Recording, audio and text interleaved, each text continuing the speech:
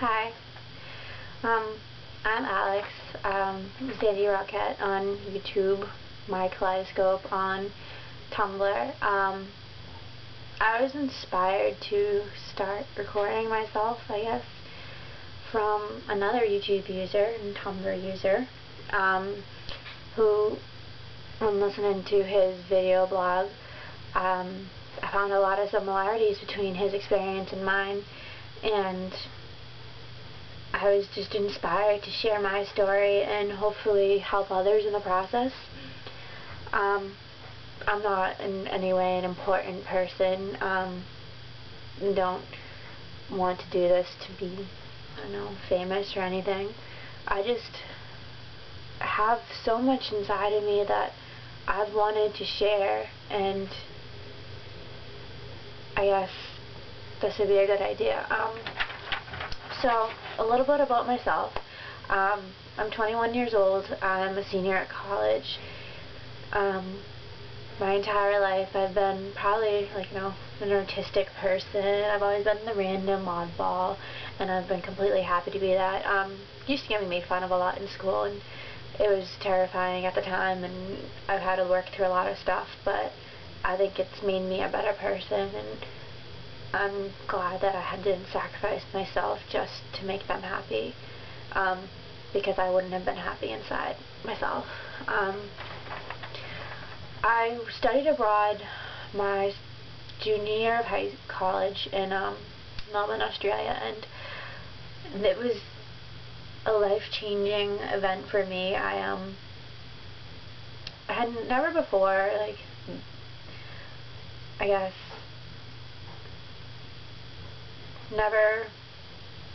I had never truly felt like I completely belonged or was accepted in any school or group that I was in. I was a cheerleader throughout high school, and into college, and was competitive with it, and I tried very hard, and I loved cheerleading. It is something that made me so happy, and I would love to go back to it. I can't believe I quit.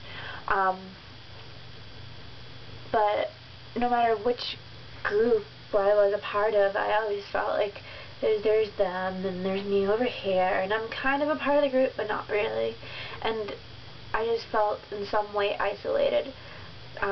When I got to Australia, I just felt that for the first time in my life I was accepted and loved for who I am as I am. I didn't have to change. They loved all of my quirks, and I just made the most amazing friends so close, fast after getting there, and met an amazing person. We're not together anymore, but it's okay. It was a great experience, and I can't believe I'm getting emotional.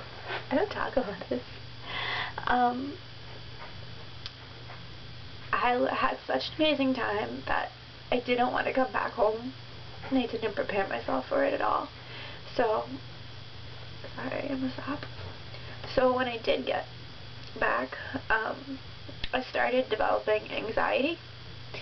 I'm considering myself, right now in this video I'm not, but I'm a really happy-go-lucky, easygoing person, and I was so happy in Australia partly because I was allowed to be the happy-go-lucky person, and people weren't stressing me out all the time and trying to force me to be this, person that's just on the go all the time. I just rather no worries, take things one at a time as they come, and that's the type of person I feel I truly am. And I was kind of upset before that people would make me plan out my entire life and ask me what I'm doing and be disappointed if I said I wanted to do something that wasn't laid out like a doctor or something.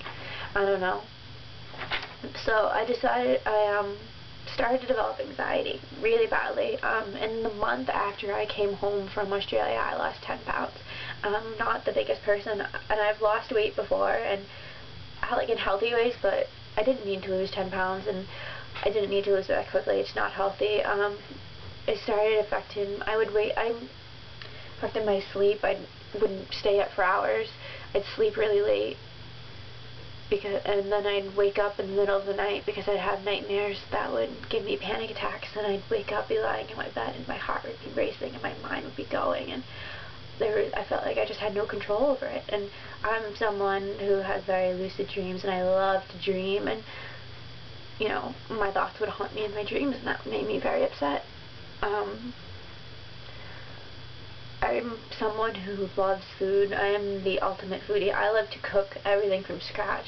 I love to eat, and I didn't enjoy when I was really anxious. Like, I wasn't hungry. I didn't enjoy food like I usually did.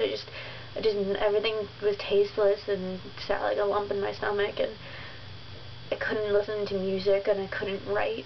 I love to write poetry. I love to write ramblings, random things. I just loved to vent, and I couldn't write. Like, for a year, I couldn't put any, like, words down to paper about how I was feeling inside.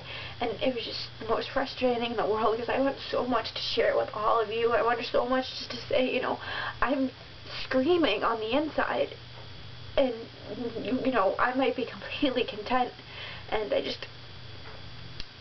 I couldn't share it. I didn't know what to do. So eventually I knew what I was feeling. Like, I'm a psych major. I knew I could diagnose myself. I couldn't psychoanalyze myself. That's like the worst thing you can do. But I knew that I couldn't take care of myself the way I was going. So I did go to counseling, and I definitely developed some tools and just got things off my chest, and it got better. It's something that I feel like I'm going to be dealing with for a little while. I'm so much better than I was, don't get me wrong. I'm healthier, I sleep, I'm a happy-go-lucky person for the most part, unless I'm fighting with my parents over, like, laundry or something. And I'm pursuing my own dreams, you know, because I want them, not because other people think it's what I should do. Which is why, even though I'm graduating with a bachelor's degree in psychology, I'm pursuing makeup artistry after I graduate, because it's what I love to do. I'm an artsy person. I love makeup. You know? I don't want to travel with it. I don't want to work in movie sets. I want to move to LA. I've got all these fantastical dreams in my head, mostly, like, what really happens. I'll probably change my mind next week. And I've gotten better taking care of myself in, like, a natural way, and that's not everyone's prerogative. Not everyone wants to, you know, meditate or go to yoga. I used to bag on yoga so much, and now I'm just like, I can't wait to go to yoga, because it just sets me in peace, and I'm just a happy person. And even, like, my dad can't annoy me when he, like, tells me to clean up my stuff. And I've learned to, I guess,